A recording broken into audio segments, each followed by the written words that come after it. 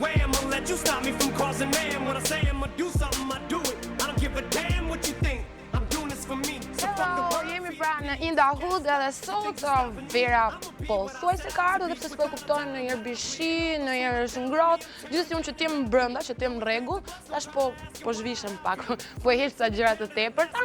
Dhe sot kemi në fakt një emision shumë interesant, kemi një playlist me këngët të artistëve të cilët kanë provuar veten në të dyja anët, dhe në aktrim dhe në këngë, dhe kanë rezultuar të suksesshëm në fakt në të dyja këto zhanre. Disa në fakt i njohim më shumë prej aktrimit sepse kanë spikatur aty për një periudhë, ndërsa disa të tjerë nëpërmjet këngës, por që e kanë provuar dhe aktrimin. Dhe duke filluar me të parin, atë cilin e kemi dhënë së fondi, është pikërisht Eminemi, i cili në 2011 provoi që të bënte rolin e një psikopati. Nuk është hera parë që Eminemi e bën këtë gjë. Në fakt, se në klipet e veta, jo rrallëherë ai luan rolin e një psikopati, ndoshta ky është roli që i vjen më mirë dhe më përmbar. Po ka qenë pikërisht filmi The Wash, ku ai bëri këtë ekzibicion dhe nuk është se ishte ndonjë wow që thuash Eminemi një zbulim i aktrimit, por më vonë ai erdhi me një film komplet tjetër zhanri, erdhi me 8 Mile, që ishte një film i dedikuar plotësisht atij dhe jetës së tij. Dhe këtë sigurisht që ai e luajti akoma më mirë se The Wash, pasi ishte komplet jeta e tij dhe ai nuk duhet të bënte rolin e askujt përveç atë të vetes së tij. Dhe ai rezultoi një sukses i papar, aty ishte ku gjithë kritikat thonë wow, Eminemi ky. Dhe filmi gjithashtu rezultoi shumë i shikuar dhe shumë i shitur. Dhe ne do të sjellim sot Eminemin pikërisht me këngën Lose Yourself.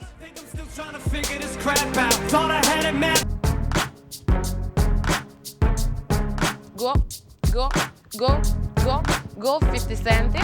Dhe është pikërisht 50 Centi, një ndër artistët që mund ta quajmë më hot ndoshta të showbizit të hip-hopit, i cili gjithashtu provoi veten e tij në një film pak biografik edhe ky, Get Rich or Die Trying, që supozohet ishte diçka e ngjashme me 8 Miles që bëri Eminemi, po në fakt nuk është se bëri aq bujë të madhe. Filmi ku bëri shumë bujë 50 Centi si një aktor ishte pikërisht ku luajti rolin e një futbollisti i cili smuret me kancer dhe 50 Centi duhet të humbte plot 54 pound për të luajtur më pas pikërisht rolin e atij të smurit, dhe ishte pikërisht filmi All Things Fall Apart, ku ai mori goxha atribut si aktor dhe më themi që ndoshta do ta provoj veten sërish në një gjë të tillë. Megjithatë, ajo çka ne e njohim më mirë 50 Centi dhe që duket më bukur është pikërisht roli PIMPs dhe ne e ndjekim sot.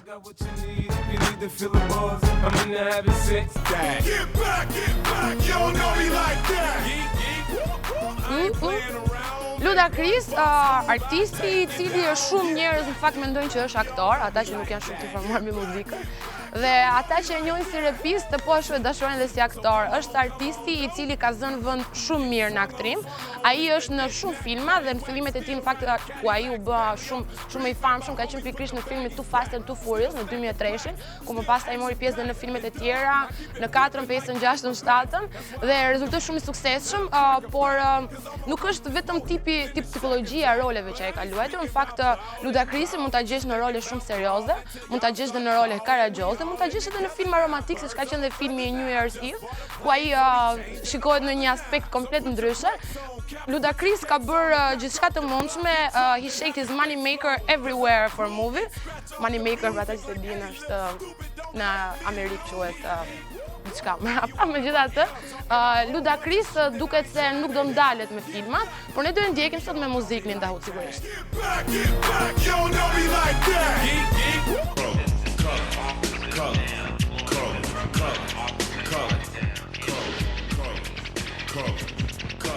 Ice-T është artisti i cili mbahet mend për rolet e tij si një gangster origjinal, si një vrasës policësh, dhe në filmat e tij të parë kanë qenë pak të dhimbshëm për tu parë dhe pak të dhunshëm, pak vulnerabël, por nuk do jetë vetëm kjo për cilën ai do mbahet mend, pasi ai ka provuar veten edhe në filma të tjerë polices, dhe mund të themi që ja ka arritur domethënë të bëhet një aktor i besueshëm. Pra, ta ka veten, nuk është më si më përpara, është profesionuar normalisht me kalimin e kohës dhe ne shikojmë atë së fundmi në rolin e tij cilin ja vlen ta ndjekësh, Law and Order SVU, që unë nuk e kam parë, po duke qenë se kam sjellë sot në emision, besoj do t'ju dhe unë ta shikoj si gjithë ju të tjerët, për të parë se sa i aftë ka qenë Ice-T në këtë rol, po sigurisht që ai shumë i aftë është edhe në këngë dhe do ndjekim një këngë e cila bën pikërisht në pjesë në filmin e tij të parë, Gangster Original, ndjekim Ice-T me Gangster Original OG.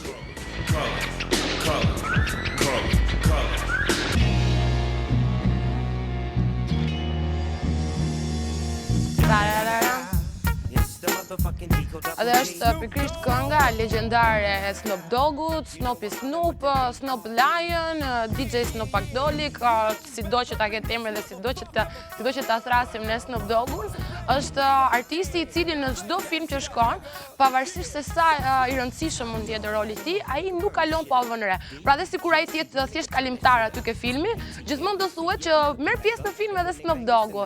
Është karakterizuar goxha mirë me këtë aftësinë e tij për të qenë dhe aktor nëpër filma. Zakonisht ka ato rolet pak lejlok, i ka ato rolet e gangsterit, i popistit, dhe pikërisht në filmin Starksy and Hutch, ai ka thënë një shprehje shumë interesante që ka ngel legjendare. Unë njoh ca njerëz që njohin ca njerëz, që njohin ca njerëz që vjedhin ca njerëz. Është shumë interesante dhe e ka përdorur pikërisht edhe kënga që ne kemi në sfond Smoke Weed. Snoop Doggu do jetë vazhdimisht nëpër filma, sidomos këto filmat tipologjik të njerëzve me ngjyrë, është aktori ideal edhe për rolet e gangsterit, po dhe rolet komike. Dhe ne do e ndjekim sot Snoop Dogg me Drop It Like It's Hot. Well, y'all motherfuckers move straight out of Compton. Living with the whites, one big house. Një aktor tjetër shumë i famshëm për rolet e tij nëpër filma, dhe këto kanë qenë të shumëllojshëm, është Ice Cube, që nga atë rolin e Straight Outta Compton, domethënë atë djaloshin gangster, që në fakt në filmin që u bë më së fundmi e luajti djali i tij, pasi ka një ngjashmëri shumë të madhe me teatrin, me Ice Cube-in, ka bërë filma të ndryshëm, të roleve të ndryshme, por ato të cilët i shkojnë më shumë për shtat janë filmat komik, dhe ai para pak javësh, në mos gabohem, ka nxjerrur pikërisht filmin The Barbershop 2-shin, që pason të parin i cili ka qenë tepër i suksesshëm. Në këtë merr pjesë edhe Nicki Minaj, ajo ka një rol mjaft komik aty, dhe Ice Cube ka këtë një ndër filmat e tij më të famshëm, po ai nuk është se ka qenë vetëm aktor, disa herë ka qenë edhe shkrues i filmave, ka qenë edhe producent dhe direktori atyre. Në fakt pikërisht te filmi Straight Outta Compton ai ka qenë të paktën një tip ndihmës regjizori apo ndihmës producenti, dhe ka treguar veten më së miri që është i Zoti t'i bëjë të gjitha këto dhe të jetë edhe një këngëtar tepër i suksesshëm. Dhe ne sigurisht që sot në Indahood e ndjekim me muzikë dhe jo me rolet e tij nëpër filma. The bigger the cat, the bigger the pillar. Who gives a fuck about it?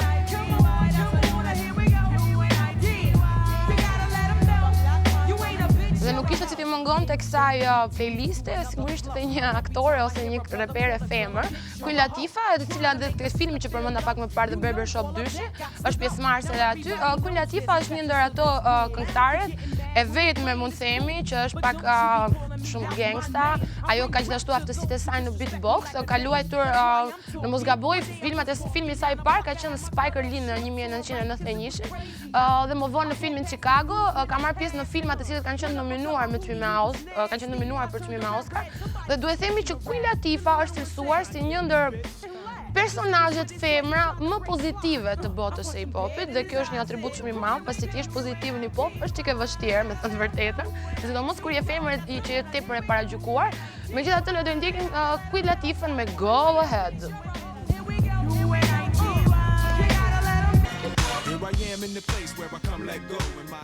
Dhe patjetër që në krye të kësaj playliste ose në krye të kësaj rënditje do ishte Will Smith, ai i cili mund të themi që më shumë ka bërë namin në aktrim se sa me muzikën e tij, pasi muzika ka një kohë shumë gjatë që ai nuk po nxjerr një album, dhe pse ka lajmëruar që do vi së shpejti me një album të tij të punuar mjaft mirë, po është pikërisht artisti i cili ka role familjare, ka role aksion, ka role komedike, ka role dramatike.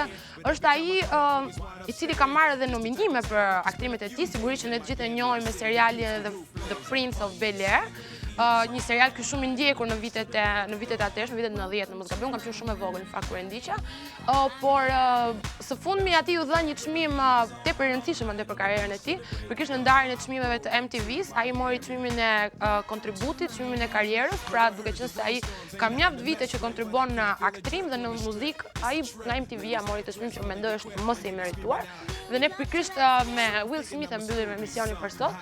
Uroj që t'jeni kënaqur dhe të keni kaluar një kështu flashback nostalgjik me këta artistë të cilët i shikoni edhe në filma dhe në këngë, por nuk e kuptoni realisht se ku e kanë punën e tyre me vërtet. Dikush më i talentuar tek kënga, dikush më i talentuar tek aktrimi, por gjithsesi mbeten shumë dashur për ne.